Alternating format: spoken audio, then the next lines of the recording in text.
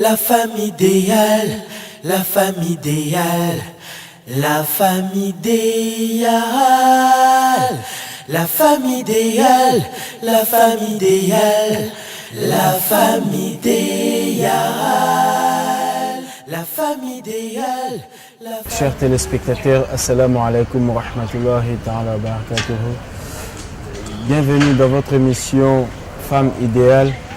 Aujourd'hui, nous allons parler avec mon invité, cher Imidi, sur le sujet la femme idéale dans l'islam, c'est-à-dire la place de la femme dans l'islam. Avec mon invité, je dis assalamu alaikum wa rahmatullah. Alaykoum salam wa rahmatullahi ta'ala wa barakatuh. Nous allons décortiquer la place de l'islam à travers la femme plutôt dans l'islam, dès sa conception jusqu'à sa mort et durant toute sa vie, comment l'islam régit la femme et comment l'islam reconnaît. Est-ce que imam, dans l'islam, quelle est la reconnaissance? Est-ce qu'il y a une reconnaissance particulière de la femme en islam? Oui, merci. Avant toute chose, comme le veut la tradition, nous commençons par rendre louange et hommage à Allah, Seigneur de l'univers, paix et bénédiction d'Allah sur le dernier de tous les messagers, Mohammed, à sa sainte famille, à ses nobles compagnons et à tous ceux qui le suivent et qui continuent à le suivre. Je pense que la religion musulmane a accordé une importance très capitale à la femme.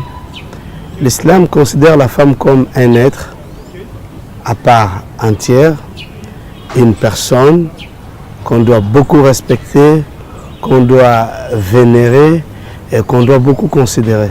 Ça, c'est en bref le point de vue de l'islam sur la femme, qui n'est pas une chose non plus, mais c'est une personne respectée et respectable. Ok, oui, il y a aussi des dispositions qui confirment ce que vous êtes en train de dire à travers le Coran ou dans d'autres livres. Il y a des dispositions. Il y a des dispositions dans le Saint-Coran. D'ailleurs, Dieu a voulu honorer la femme parce que Dieu a intitulé toute une sourate ou un chapitre qui s'intitule An-Nisa, donc les femmes, dans laquelle on trouve beaucoup de recommandations, beaucoup de dispositions relatives à la femme, partant de ses droits, de ses devoirs, et aussi du traitement qu'on doit réserver à la femme comme être, et même d'autres dispositions émanant du Saint-Prophète de l'Islam qui nous enjoint des recommandations lorsqu'il dit le meilleur d'entre vous est celui qui est meilleur entre sa femme ou ses femmes. Donc il y a des recommandations coraniques et voire des hadiths du Saint-Prophète qui nous en recommandent. À partir du devoir de la femme, quels sont ces devoirs que la femme, n'est-ce pas, pourrait faire à travers sa religion et sa communauté? Oui, parce qu'ici, quand nous parlons de la femme, nous l'abordons en général. Parce que la femme a des catégories. Nous avons la femme jeune fille, nous avons la femme comme épouse, nous avons la femme comme mère. Oui, maintenant, commençons étape par étape. La première étape consiste à savoir la femme comme fille. Donc c'est un être d'abord. On peut aller comme ça. Oui, c'est un être. Alors pour la fille, quels sont ses devoirs? Donc les devoirs, ses obligations d'abord. Vis-à-vis de sa religion, de l'islam, oui, et de sa communauté. Vis-à-vis de sa communauté, la femme, comme nous l'avons dit, que c'est un être à part entière, un membre à part entière de la communauté musulmane. Elle mérite d'être bien traitée, bien soignée, et elle contribue aussi au développement et à l'émergence de la communauté. Donc, elle participe activement à la construction ou à l'édifice de sa communauté par tous les moyens. Donc, du point de vue droit et devoir, les femmes ont le même droit et le même devoir et le même droit qu'ont les hommes à travers l'islam. Lorsque vous dites que les femmes et les hommes ont le même devoir et le même droit, est-ce qu'on peut en citer par rapport à ces différentes catégories, on prend le devoir d'une femme épouse, par exemple. Parce que vous avez dit il y a 3 catégories. Alors quels sont ces devoirs vis-à-vis de son mari? Dans ces 3 catégories, là, vis-à-vis de son mari, la femme, premièrement, vis-à-vis de son mari, elle doit être obéissante, soumise, vertueuse, croyante, et qui doit aussi subvenir aux besoins naturels de sa famille. Par exemple, le saint prophète nous dit dans un hadith que le monde est l'objet de réjouissance et que la meilleure des réjouissances, c'est d'avoir une femme idéale, une bonne femme. Donc la femme d'abord c'est la mère de la famille, c'est à travers elle que les familles se construisent et se bâtissent. Donc la femme vis-à-vis de son mari, elle doit l'aimer, l'assister et lui apporter aussi secours. Oui, mais maintenant là on parle maintenant ses droits, parce que vous avez parlé de ses devoirs, maintenant ses droits, et puis nous allons revenir, parce qu'il y a aussi beaucoup d'éléments là-dessus, nous allons revenir mais plus tard. Alors maintenant ses droits, je voudrais aussi que vous le sachiez très bien, il y a 14 siècles, ce qui n'est pas aussi peu que la religion s'est enracinée à travers le monde. Nous en connaissons l'histoire, même la place que se trouve la femme au niveau de l'islam. Je prends même la tradition, vous pouvez dire même ce sont des coutumes, mais lorsque le musulman se retrouve entre eux, la femme est mise en quarantaine, c'est-à-dire même elle s'est éloignée des musulmans, là où ils s'y rencontrent. Vous ne trouvez pas qu'elle est plus mise de côté que d'être là où c'est place, où soit se réfléchissent les choses? Oui, ça c'est la loi de Dieu. À la mosquée, les femmes ont droit d'y participer, elles vont. Bien que le saint prophète a dit la prière du vendredi n'est pas si obligatoire pour la femme, mais elles y vont quand même. Mais dans la morale islamique, les femmes ne prient pas ensemble avec les hommes, entrecroisés comme ça. Les femmes prient de leur côté et les hommes de leur côté. Ça ne s'appelle pas la discrimination.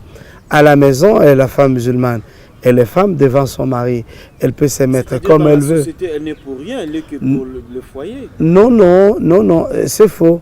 C'est faux. La femme peut travailler parce que parmi ses droits, on lui a donné le droit au travail. La femme peut travailler. Elle peut aller travailler, mais sous le consentement de son mari. Vous connaissez, monsieur le journaliste, que même dans certains pays africains, on parle de l'autorisation maritale. Pourquoi? Parce que lorsque on marie la femme, on épouse la femme, on devient son chef. Et l'homme est le chef de la femme. Je sais seulement que dans d'autres cultures nouvelles, on ne veut pas ce discours que je tiens ici. On dit que ça fait fâcher dire que l'homme serait le chef de la femme. Pourtant, le Coran l'a dit, les hommes sont chefs des femmes, sont plus forts que les femmes. Mais une femme, par consentement de son mari, peut travailler, mais tout en respectant seulement les règles établies par l'islam. Par exemple, couvrir sa tête et ne pas fréquenter trop les hommes. Et parce que dans cette fréquentation-là, il y a la tentation du diable. Il y a d'autres même qui ne veulent même pas entendre sa voix ni son visage découvert. Mais le visage découvert comment? C'est-à-dire que la femme doit se couvrir et laisser son visage ouvert. Alors là, vous parlez des extrémistes, des gens qui outrepassent les limites ou bien qui amplifient la religion. Déjà, cette attitude-là est condamnée par le saint prophète qui dit n'amplifiez pas la religion. Ne faites pas que la religion soit quelque chose de si extraordinaire. Le Coran nous a dit comment la femme doit se voiler. Elle doit couvrir sa tête et laisser son visage ouvert. Mais le voile intégral dont la France, la Suisse et beaucoup de pays, la Belgique interdisent, bon, ne disons pas qu'ils ont raison, ils doivent respecter le point de vue des musulmans, mais ça ne relève pas de l'islam. Ça, c'est la tradition de certains pays musulmans. Mais nous disons aussi aux musulmans européens ou bien aux musulmans arabes vivant dans les terres européennes, ils doivent s'intégrer et respecter dans la mesure du possible les lois. Donc se couvrir et laisser son visage ouvert, c'est ça l'islam. J'ai suivi une fois l'un des imams qui disent que les musulmans qui viendront, d'après les propos du prophète, il dit les musulmans qui viendront juste après moi, c'est-à-dire après nos générations, ils seront de plus croyants que, c'est-à-dire ils auront plus la connaissance et l'amour du prophète que ceux qui sont présentement. Vous ne trouverez pas que ceux qui militent en faveur de cette forme de voile, ils aiment plus le prophète et l'islam que les autres? Aimer les saints prophètes, surtout dans nos générations, c'est de suivre ses enseignements. Allah a dit, Qul, toi Muhammad, dis aux gens, In kuntum tuhibbun Allah, si vous estimez, vous prétendez aimer Dieu, fattabi'uni, suivez-moi Allah, suivez-moi Muhammad, pardon, yuhibbukum Allah. Et cet amour que vous aurez sur Muhammad, Allah vous aimera. Le saint prophète nous a montré comment la femme doit d'abord se couvrir. Premièrement, Dieu lui-même a commencé par dire aux femmes, وَقَرْنَا فِي بُيُوتِكُنَّ, ça c'est la sourate 33 de Coalisé. Restez dans vos foyers. Restez dans vos foyers. وَأَقِمْنَا الصَّلَاةِ, célébrez la prière. وَأَتِينَا الزَّكَاةِ, et donnez l'aumône de la zakat. وَلَا تَبَرُّجْنَ تَبَرُّجِ جَاهِلِيَّةِ الْأُولَى, ne vous maquillez pas comme les femmes de la Jahiliya, les femmes qui vivaient à l'époque de l'ignorance. C'est-à-dire le Coran a dit cela globalement, mujmalan comme on dit. Mais tafsilan, avec détail, avec éclaircissement, c'est le saint prophète qui nous a dit que la femme doit se couvrir sa tête et laisser son visage ouvert et porter un vêtement qui dépasse jusqu'ici, et porter aussi un habit décent. Maintenant, écoutez, moi je ne veux pas que nous induisons nos téléspectateurs en erreur. C'est-à-dire, ça signifie quoi? Il ne faut pas calquer l'islam, n'est-ce pas, aux traditions de gens, aux traditions par exemple des Afghans ou aux traditions des Arabes.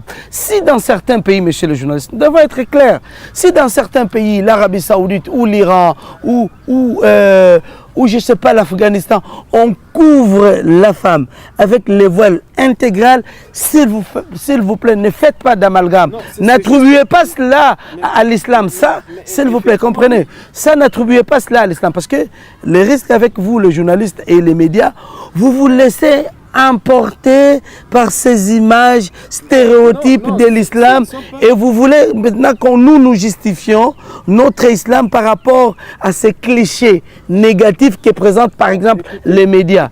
Ça, je vous donne le point de vue de l'islam. Alors si on vous donne le point de vue de l'islam, respectez-les comme tels et ne cherchez pas à faire croire que ceux qui se couvrent intégralement auraient raison par rapport à ce que nous vivons aujourd'hui. Sinon, qu'est-ce qu'on dira de ces femmes musulmanes-là, iraniennes, marocaines, suisses ou françaises ou congolaises, pourquoi pas, qui couvrent leur visage et qui laissent leur visage ouvert? Non, écoutez, je suis toujours, nous suivons, nous sommes aussi chercheurs, il faut le connaître, nous suivons ce que les autres musulmans qui disent que non, le saint prophète a dit, ils vont plus aimer. Qui non, écoutez, le saint prophète a démontré la meilleure des générations. La meilleure des générations de gens qui étaient meilleurs, ce sont les sahaba. Ridwanullahi alayhim. Aimer plus le prophète, ça sera les générations. Je ne connais pas ça. En tout cas, ceux qui ont aimé le prophète ont donné, ont attesté leur amour et que les 5 Corans ont a confirmé cela, ce sont les Sahaba, les Abu Bakr, les Omar, les Ali, les Othman, Ridwanullah alayhim. Les autres qui viendront après ces Sahaba-là ne vont pas... Mais le Saint-Prophète ne va pas se contredire. Le Saint-Prophète a dit, quel que soit vous atteignez la piété, vous n'atteignez pas la foi d'Abu Bakr. Par exemple, qui de nos jours peut atteindre la foi ou l'amour, l'abnégation d'Abu Bakr ou d'Ali, ou à quel imam Ali radiallahu anhu, des versets lui sont descendus. Dieu a dit, ils étaient prêts à priver leur propre âme au profit des autres. Qui de nos jours? C'est que les autres le font au nom de cet amour-là. Non, au nom de cet amour-là, mais ils vont pas... Écoutez, leur amour n'est pas attesté dans le Saint-Coran. L'amour d'Ali, l'amour de Hassan, l'amour d'Abu Bakr, l'amour d'Uthman, les Sahaba et les Ahlul Bayt, ce qu'ils ont fait, ce qu'ils ont rendu comme service, comme amour, comme preuve de foi, cela est attesté dans le Saint-Coran et dans les traditions. Pour les autres, le Saint-Prophète a dit qu'il viendra. Si vous voulez que je chute par là, il viendra un groupe de gens, il viendra un groupe de gens qui vont m'aimer comme s'ils m'avaient vu. Mais dépasser les Sahaba, les Ahlul Bayt, en tout cas, je ne crois pas. C'est-à-dire même, ils vont aimer. Donc selon vous, vous comprenez que c'est là qui se couvre. Donc ils pratiquent l'islam plus que ceux-là qui avaient vu Mohammed. Moi, je ne l'ai pas dit, et les téléspectateurs aussi qui sont en train de nous suivre. Et selon vous, exactement, c'est quoi en posant cette question? Moi, je pense que la femme, n'est-ce pas, a aussi droit, comme vous l'avez dit dans une autre émission que nous avons passée avec vous, qui a droit aussi au mariage et a droit aussi à épouser l'homme de son choix en conciliant ses choix avec ses parents. Alors, maintenant, il y a une autre forme de mariage en l'islam que les autres disent que c'est manipuler la femme. C'est par exemple le mariage qu'on dit, le mariage qu'on dit, le mariage par contrat par exemple. Ça se pratique aussi en islam. Est-ce que cela est prouvé?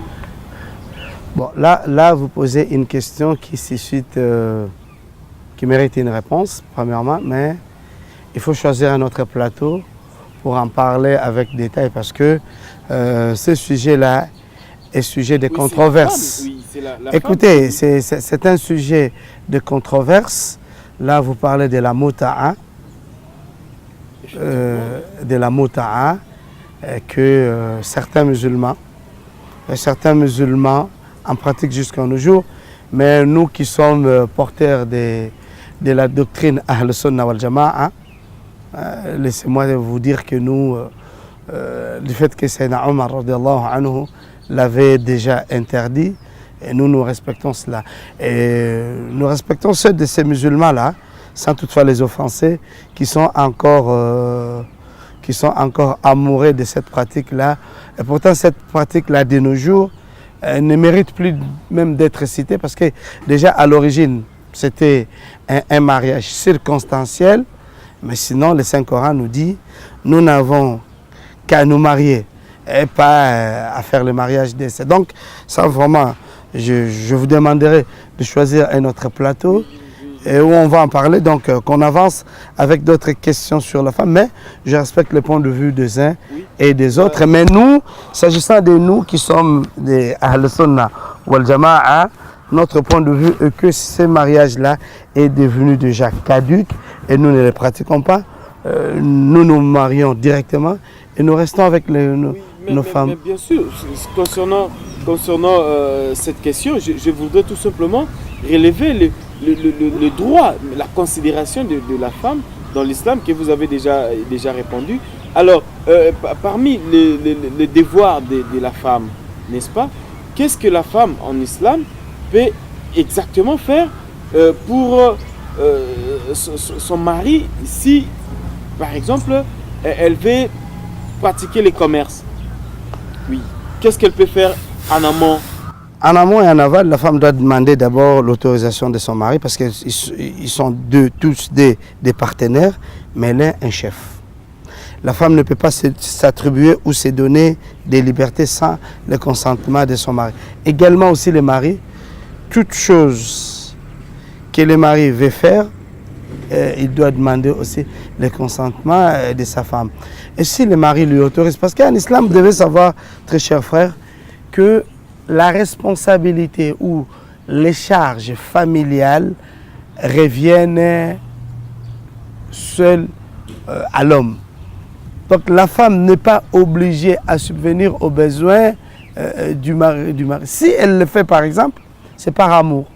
Mais sinon, c'est l'homme, Dieu, en plaçant l'homme au-dessus de la femme ou en lui faisant chef de la femme pour que l'homme puisse, n'est-ce pas, puisse subvenir aux besoins de sa femme. La nourrir, la vêtir et prendre soin de sa femme et de ses enfants.